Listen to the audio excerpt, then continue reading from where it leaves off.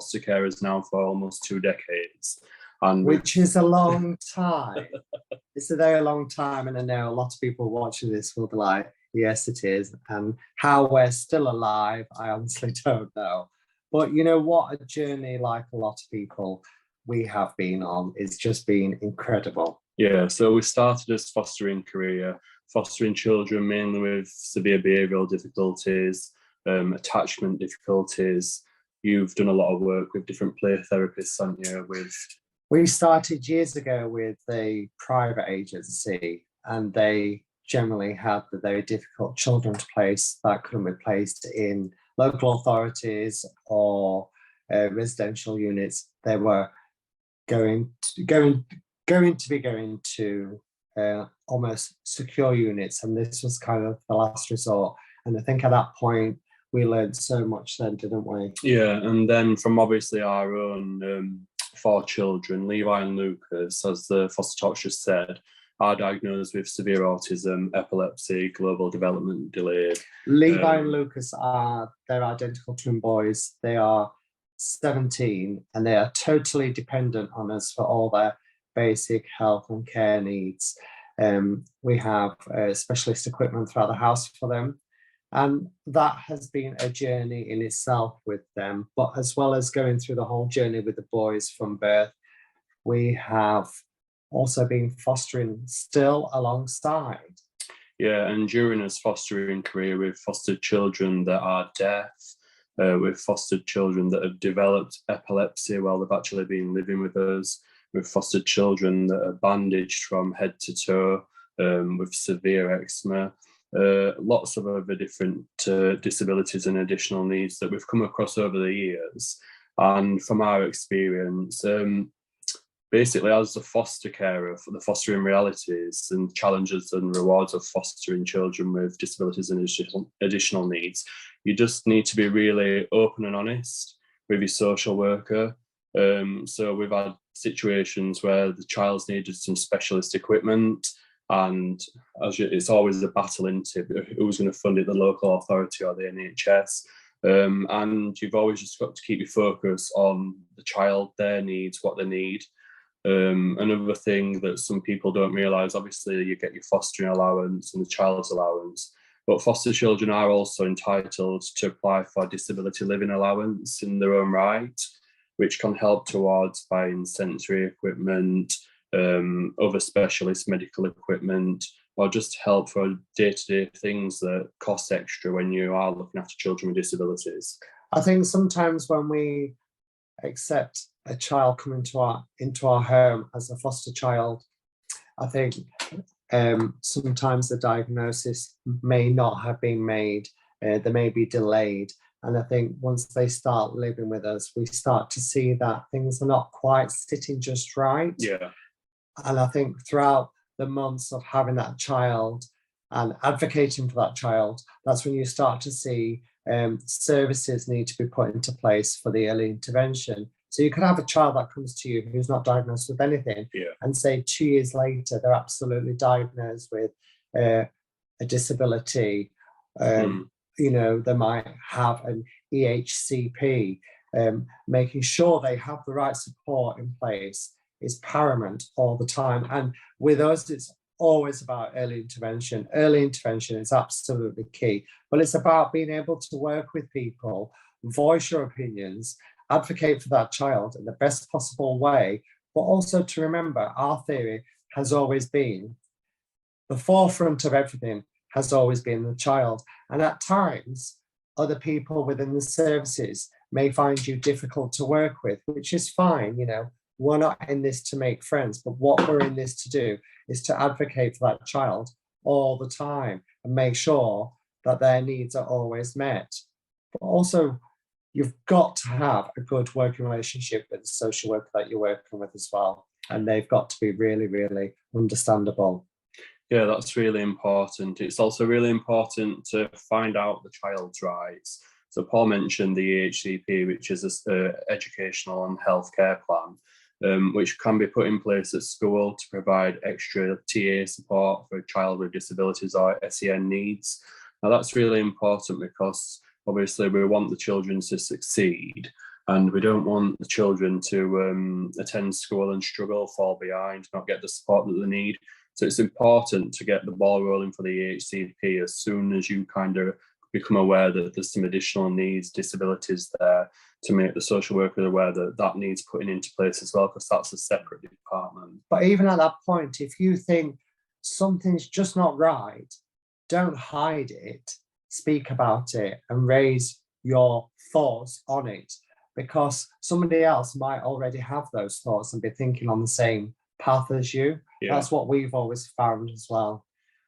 Some of the massive rewards that we've gained from fostering children with additional needs, we'll always remember a little child that we fostered that was deaf. She was granted a cochlear implant, so that's like a very specific criteria that you have to meet to be able to have a cochlear implant. And the rewards from that was, obviously, it was really challenging going to all the appointments, us learning sign language, dealing with the sign language team, dealing with nursery. But the rewards from that, once all the process went through and the operation, and she had a cochlear implant fitted, and obviously it takes a long time to settle in and everything to work and click, but then this little child could hear, and we always remember that really fondly, don't we? No, that's massive, because it's those things we all take for granted. Hearing, eyesight, we take them for granted, but children, what they go through in their life, they're being removed from their parents and they're going to foster care with strangers they don't know, and if they've got a disability alongside that as well, life is even more challenging for them. And yet they're so young and they've got their whole life ahead of them, and it's just our role to make sure that all their needs are met. And it can be exhausting. You can't sugarcoat that. Yeah. It can be absolutely exhausting for the primary caregivers, but the results are amazing. They really are amazing. So yeah, we have fostered lots of disabilities. We mentioned epilepsy. Like Paul just mentioned, children can come into care with no diagnosis, no additional needs, and then suddenly this child started having a seizure. Luckily, we were trained in epilepsy with our older two boys, so we managed to get on top of that straight away. So it's important, if something you just don't sit right, doesn't feel right, you think that's not normal, to just get medical advice as soon as possible. So we took that child to the hospital. They actually sent us away, and then she started having another seizure in the car seat. And we're like, no, this is not happening. Took her straight back, got her quickly tested for scans, quickly diagnosed with epilepsy and put on medication. And that particular child got adopted and is doing really well now. So it's important to look out for differences that are not, it's very tricky sometimes with foster children, whether it's behavioural or medical, and you just have to be really get their advice and support and help. And children with disabilities would normally go under what's called the Children's Disabilities team, that are trained in that and would be able to, they'll have a specialist social worker from the Children's Disabilities team. So it's really important to work along with the professionals, which you do have to work along a lot of other professionals with children with SEN and disabilities, don't you? I think if you're presented with a child that on paper you read everything about them, sometimes you can kind of put the barriers up and think, well, can we actually meet the needs of this child? I'm speaking now as a foster carer, if you get a referral in. And I think what a lot of people need to remember is they are just children at the end of the day. They deserve that home and that love and that support and those routines, just like any other child. Just because they have disabilities, they still give so much more, if not more, back. They are absolutely amazing in their own way. And it's about how we parent differently. We have to parent so differently in our house with all the children, because, one theory of parenting doesn't work all the time with every child. We're learning all the time. We learn every time a new child comes into our home. Yeah, a lot of the times as well, children will come in with what's called global development delay. And that, in our eyes, in our opinion, often leads on to another diagnosis such as autism. So it's important that in them early stages, they're obviously going through all these different assessments, and it's important to just log as much information as possible. So we noticed with his own two boys, there was lining cars up and running back and forth. Levi, one of us, the other twin, was spinning, really enjoyed watching things spin. eye contact was poor. So yeah, that's, somebody just said, yeah, that's true. We've never stopped learning. You do never stop learning, even with our own boys and their diagnosis. There's always something new crops up all the time, and there's so many different disabilities, isn't there, to cover. You've almost got to be like a sponge, ready to absorb so much all the time, and you've got to be very resilient, and just don't give up. Just do not give up, because those days when you're exhausted and you're caring for a child that has profound disabilities, or the behavior of the child at the time is really difficult to manage and you're exhausted, just never ever give up. You just can't, because you're there to advocate for them. And more children are coming into the care system with additional needs and disabilities. We've noticed a massive increase since we started like 20 years ago. So somebody spoke, what was the assessment to be a foster carer like, and did you need any training? So the assessment to become a foster carer, you can't sugarcoat it. It can be quite tough at times, and you can see it as quite tense. But we always say to anybody who we meet, always see the assessment as your personal therapy session. You have to be open and honest. Don't hide anything. Talk about difficulties you've been through in your life. Talk about different scenarios and make them aware, because what it does, it shows that you can overcome different situations and manage different situations. I grew up in foster care myself. I'm very open about this, always have been. And I'm very proud of it, because I think a lot of children that are in foster care feel a sense of shame. And that is the worst thing. That's just the worst thing ever, for a child to feel ashamed because they're in foster care through no fault of their own. Why should we be ashamed? It's part of our heritage. It's part of our background. You know, I was adopted at 7 with my 5 siblings. And, you know, that's why we chose adoption, because we wanted to continue that path. And that's basically how we are. For us personally, with fostering, we've been through the assessment twice, because we've started with a private agency, and then we went... It's very tiring when you're going through the assessments, and there's no, you know... Then we went to a zone local authority, and it is a lot more streamlined now. So obviously we do need more carers. So they do try and make it more streamlined. It is a lot faster than it used to be. And our advice would be to contact a few different local authorities, organisations, and get them out to your house, go to the information evenings and go with the one that you feel most comfortable with. And don't ever rush it. Always go at your own pace. You will know when the time is right. There's no harm in taking months to decide what exactly you want to do, whether you want to go down the adoption route or the fostering route. I mean, we're an example of both, and it's just very, very rewarding. It's an emotional time as well. You can't sugarcoat that. It doesn't matter how many times children leave your home, that bit never gets better. And you would think the more we do it as people, the better we can manage those situations. And it just doesn't, because, you know, you want the best for that child all the time. You form those strong attachments with those children. You are there to advocate for them. You don't judge them on any of the situation that they're in. You're there to kind of teach them so they can have the better lives ahead of them. And someone just put, have you got any information or advice about fecal alcohol syndrome? So yeah, a lot of children are coming into care with fecal alcohol syndrome, and that's really difficult to manage. Very difficult to manage. Sorry, I'm just trying to get questions back up. So fecal alcohol syndrome. We've never actually fostered a child with fecal alcohol syndrome ourselves, but we do know the carers that have fostered children with fecal alcohol syndrome. And there is obviously the common features, facial features in the more severe cases. And all I would say for that is, especially with genome mapping and geneticists now, it's so much more advanced. So some in our area, the service is quite poor for fecal alcohol syndrome, because we have had to go through a diagnosis process before with that, with our younger two. And it can be quite poor and sketchy in areas. So it's again just speaking to as many professionals as possible.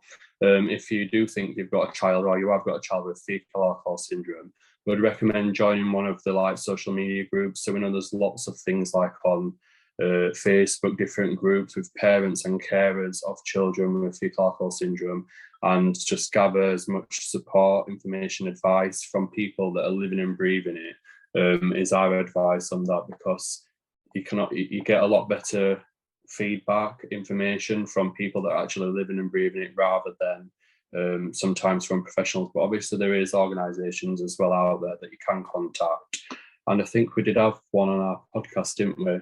Yeah. That we covered fecal alcohol syndrome. So there is support and information out there, and it's so much easier obviously now with social media is so much better now to get help and advice, and to feel like you are not on your own as well. I think 20 years ago it was a different ball game altogether, but now, you know, just ask for that help, ask for that support, and ask for that guidance. There's no weakness in asking at all. How do you manage time with the children and time for yourselves? We don't.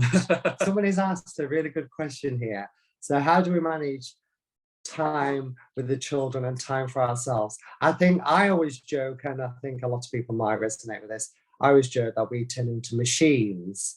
You know, here we are running the house, seeing to all the children, making sure that all their needs are met. But actually the house is very, very structured. It has to be, because of the children that are in our home, and everybody knows what needs to happen. We're quite lucky at the moment because all the children are in full-time education, so we do get that break. It's important to use that break, isn't it? Unless schools are calling us saying, oh, we've got a poorly child, and then you bring them home and then they're jumping about the house and climbing all over the couch, laughing and joking. You're like, I don't think you're very poorly at all. Yeah, so with that, it is important though to grab that break if you can, even if you need extra sleep while they're at school. If you can manage to, it's important to use your supportive network as well. So family, friends, you do have to lean back on some people sometimes and pull that support in. You need a good supportive network around you, friends, family members, other foster carers. That if you do need a little break, or you need to go on a training course, or you'd like to go out for a meal to celebrate a birthday or whatever, you do need to access and use your supportive network, because you cannot just be caring for children 24/7. You do need some of your own time, and that is really important. But when we get that time together and we go out for something to eat and there's no kids with us, it's a case of, oh, now what do we do? Yeah. Now we have to talk to each other. Talk to each other. But, you know, joking aside, you have to put that time aside for yourselves and just recoup. And then David's just put in the chat, what made you decide to specialise in fostering children with disabilities? So we didn't actually decide that. We are just general foster carers, and basically it's about the referrals that are coming in, whether we choose we can manage that child and that disability or not. So when we got the young child that was deaf, we thought we could manage that, and our boys were quite settled at the time. The other situation with the child that was epileptic, she wasn't diagnosed with everything, that just came in. And then with fostered children, like with severe eczema, where the bandage, like we've said, from head to toe. Now, the challenges and rewards from that particular one were really good, weren't they? Because we got... By the time the child left us, the child was actually discharged from... dermatology. Yeah. So this child came to us, a young boy, very young, head to toe, mittens on. Piles of creams and lotions, and basically, you know, we kind of... steroid creams, different, all this different massive routine it was. And we just stripped it back to basics and started to see which ones work best themselves individually, didn't we? And we were very fortunate, you know. But from bleeding, cracked, dry skin, terrible severe eczema, to getting him discharged from dermatology, that they are the rewards. Seeing that you've helped that child overcome that, they're not in bandages anymore, they're not scratching, they're not sore. It's the situations like the deaf girl and the little boy in bandages, seeing them improvements over time, seeing them improvements are massive, and that is the rewards too, as well as speaking about obviously the challenges. So Laura has asked a question. Have you found any difficulties with approval process of being foster carers from the LGBTQ plus community? We haven't. No, I think it's very hard when you're going through an intense assessment to be a foster carer or an adopter, that not to take the questions and the assessment personal. We as people, all of us, even everybody here, when you're going through an assessment that's so intense like that, at times you can feel like it is quite personal. Is it us as people? Is it because of the community we're from, who we are, what we stand for?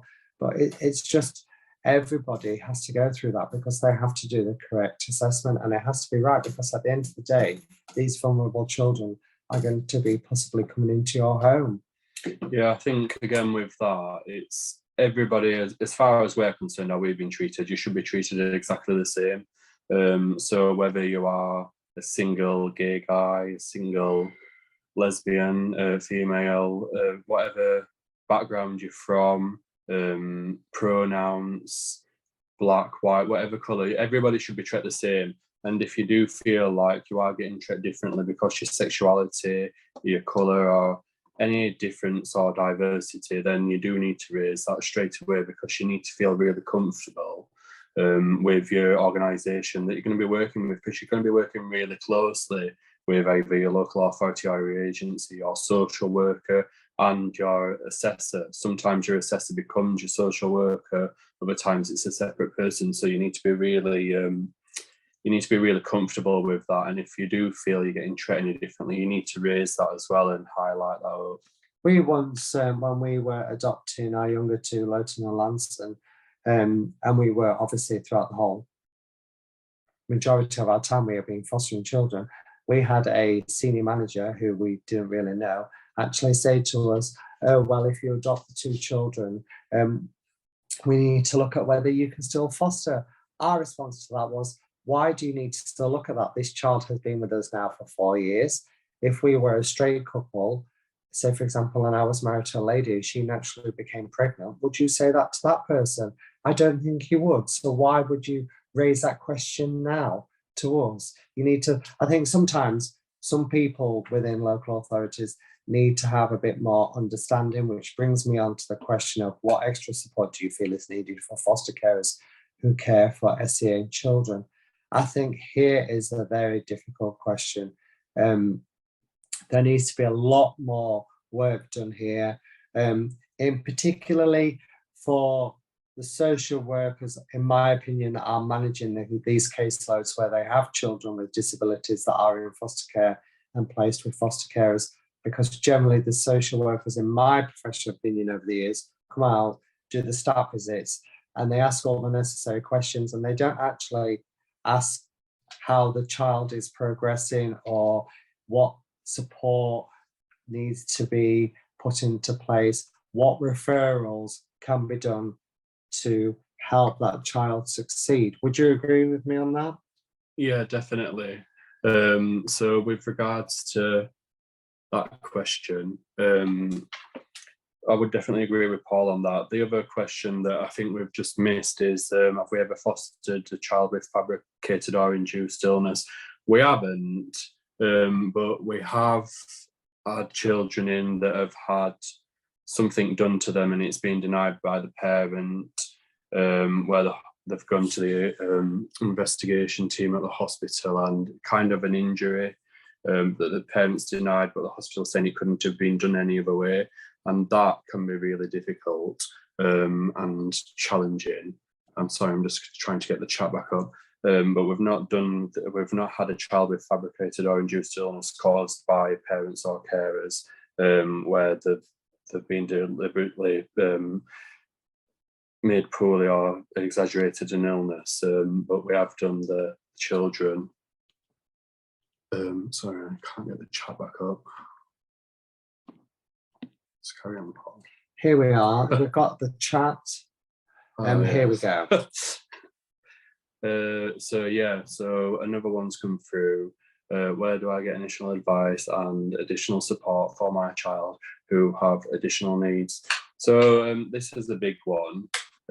So it all obviously depends on the disability, but there's loads of different organisations out there and extra support and advice. So you've got your general ones, like charities that cover a lot of disabilities, and you've got your personalised, your specific ones like National Autistic Society, Epilepsy Action, and different charities like that that specifically help people with certain disabilities. So it's really good to log on to those certain websites of the certain disability or SEN need, because there's loads of information on their websites, what you can access, different support groups, practical support, clubs for children with disabilities. You'll find loads on the internet now. And it's also important, like we said before, if you are on social media, to join some of the groups specifically for them disabilities and additional needs, because parents and carers put stuff like that on. And we always find you find a lot more out from the parents and the carers rather than the professionals that are working with the children. I think professionals tend to forget that we are the professionals as well, caring for these children on a daily basis, and we know these children inside out, and we know what works for them and what possibly wouldn't. I think that can be a difficult part of fostering as well, when you in particularly may have a social worker who wants to do it their way, and you're thinking, but hang on, this is about the child. Michael's face keeps going in and out. I don't know if it's because the lighting. Sorry about that. But yeah, with that, definitely reach out to the different organisations. So sometimes it is difficult with charities for children that are in foster care, because they're excluded from getting things like sensory equipment and applying for stuff from charities, because they are under the care of the local authority. So that can be quite tricky. That's where you have to kind of fall back on the disability living allowance if the child needs a certain piece of equipment. Sometimes not everybody will qualify for disability living allowance. So then it is up to the local authority. If there is a medical need, if there is a need for certain equipment, you might have to push for that. But we found like one particular child needed a specialist car seat because she kept pulling herself out. She did have additional needs and it was quite dangerous. That were quite a fight and a battle wanted to access that. Just needed basically an extra clip. But you do need to like put their safety first and make sure that obviously you're still insured, everything's covered. Things like that are really important. If some children will need a specific specialist bed, so it's important to be referred to the OT services, physio, whatever you think your child needs, quickly get the referrals in, because sometimes, especially for SALT, speech and language therapy, there is very long waiting lists. So the sooner you get, you can self-refer as well for a lot of them. As soon as you get them referrals in, the better. And speaking of waiting lists, I see nobody's actually mentioned CAMS. Should we talk a bit about CAMS here? Because I know a lot of people have different opinions on CAMS. We certainly have our own opinions as well. But I think with what we found with CAMS is if you've got a child that's in foster care, the waiting time is a lot quicker than a child that you have adopted. And this is a birth child. Yeah, this is from personal opinions now, because we have seen it ourselves. It is good though for the foster children, obviously what they've been through and the backgrounds, the difficulties, they are kind of fast-tracked. And it's important to raise that children should be fast-tracked that are in foster care if they do need support and information, extra support from CAMS. We know the waiting lists can be horrendous, but foster children do get bumped up a little bit. So it's important to remind the CAMS service and the social worker of that. And if they do need that support, get that through. So someone's put, what if people can't speak? How do they communicate with the foster parents? So here is a prime example. We have our own two boys, Levi and Lucas. They are pre-verbal. There's no spoken language, but gosh, can they make lots of noise. We use PECS, which is a picture exchange system. Some of you might know of this. And it's like a book which they have. And if they want that item, so it has pictures of things that will interest them. It can be something so minute to a bourbon biscuit, a custard cream, a drink, their favorite program on their iPad, on their TV. It can be almost anything. And it gives them a choice. It gives them their voice. Yeah, that is really important. With if we're speaking about like the little deaf girl, we have to obviously learn British Sign Language, and you don't have to learn every single sign. As long as you're learning the basics and building on that, that's what's important. So we learned the basics like drink, biscuit, toilet. We tried to learn as much as we can from the specialists. So we did have a form of communication with that child. But this can like cover so many different things. I think the PECS is kind of universal. It's really good for children with additional needs. So you can do that yourselves as well. There's a lots on the internet that you can print out and kind of laminate them yourself. So it doesn't have to cost. But you can buy them as well, proper like PECS books with everything in. But sometimes just taking a photo of certain items so they can visually see that, say it's a certain brand, they can visually see that that's what they want and pick the card off and then pass that back to you. But then also to show them with the visuals to do the now and next.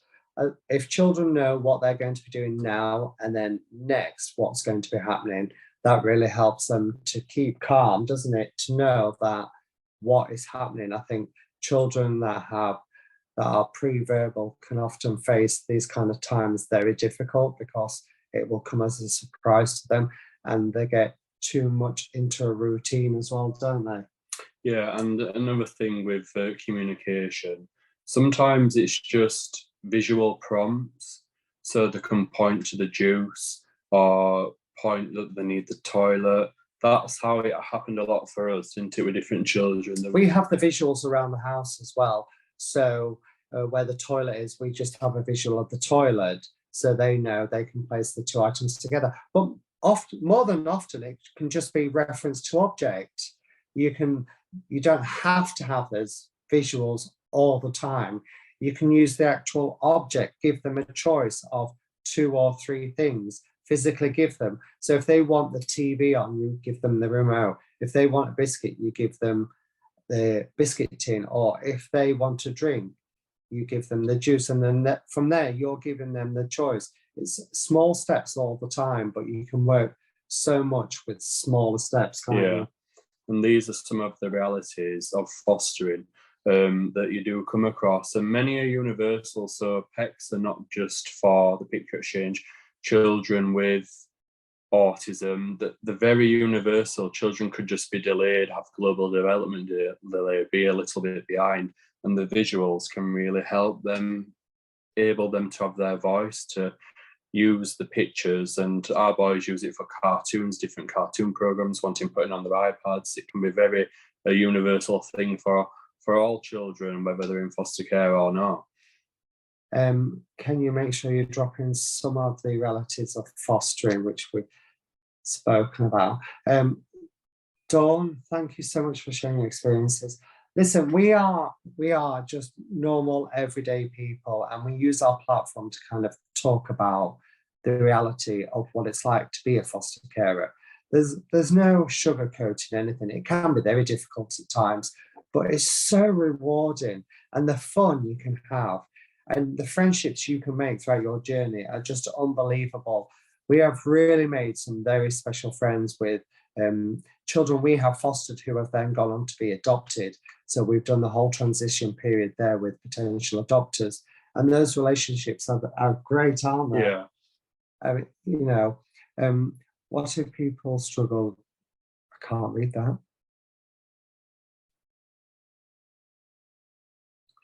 I had a foster care and I had a bad experience, no help at all. Oh, so is this a foster care? Are you a foster carer and you've had a really bad experience with no help? This, obviously this will vary authority to authority. And it is important to raise this up because people shouldn't be left struggling with a foster child that has got SEN needs or disabilities. There should be an extra support package in there, whether that's like a worker that takes them out for a few hours, an extra play group, or sometimes they'll fund extra nursery sessions just so you get that break in time to recharge and sort yourselves out, and that should never be the case where you feel like you've had a really bad experience and you've been left to struggle. And it's disappointing to hear that. It's always important, if you feel that is happening and you've spoke to the child social worker and your own social worker and it's still happening, then we'd obviously recommend you escalate it up to management, because some of these children that are coming into care can be really challenging, and the different disabilities, additional needs and SEN needs can be overwhelming. And it's important that you look after your own mental health and your own family as well. It's important that everybody in the family is getting that right support, help and break. And, you just need to make sure that the balance is right for you. You have to be open and honest as well, and not hide anything. If you're not getting the support, you need to make sure they hear your voice, that you're not getting the support. If you're struggling with certain situations, you need to make sure that your voice is heard. Yeah. And in your supervision, when your social worker comes out, it's really important not to just say, yeah, everything's fine, we're managing. If you are struggling, say, for instance, some children have massive sleep problems, that needs to be raised, because that can have an impact on your caring ability. So you need to be really open and honest that, look, this child is not sleeping, it's only getting a couple of hours sleep, I'm really struggling here. And extra support should always be put in place, whether that's be like a quicker referral to get them checked over why they're not sleeping properly, or another carer doing some day care, like we've said, funding extra nursery sessions. You need to be focused, you need to be well yourself, fit, healthy and well, to be able to look after these children. So it's really important that you don't feel like that. But what really helps us is humour. Humour is really important, and it's important not to get into such a negative mindset all the time. It's very easy when you're bombarded with so much information and you're dealing with such complex children. Humour for us has always been great. If we can laugh about situations we're in, and when we go out into the community, and if things go a bit Pete Tong, because nothing is ever perfect, this is the real world. Humour is really important to us. That really, really does help us. And then the other one was help and continuity of supervising social worker is important. We have been unsupported twice now, once for 4 months and again for 6 months. It's really important to highlight this, because that can be a massive issue. We're quite lucky at the moment that we've had the same supervising social worker for about 6-7 years. But we have only had that because we said, if you change our social worker, we're leaving. No, but in reality, that is the reality of it, because our relationship with our social worker has been for years, and she knows us inside out, and she knows the children, and she knows the way the household works. But we have had changes prior to that, and it can be a really difficult time. And a new social worker that comes in and just doesn't get how the house works and has opinions, and you're thinking, hang on a moment, this is just going to upset the whole apple cart here. Yeah, and especially sometimes for the children's social worker as well, when that's constantly changing and it's unsettling for the child. It is really important, but obviously, as we all know, social care is in quite a crisis at the moment.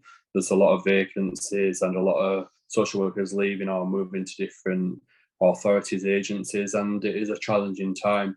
But it is important, especially if you're looking after children with additional SEN needs and disabilities, you do need that continuity, you do need that support, and you do need that worker to really get you and get what your family's about. So it is important, and it shouldn't happen, but obviously it does.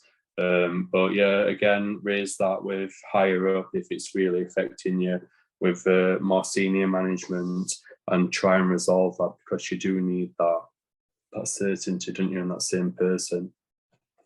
But yeah, if there's not any other questions, we can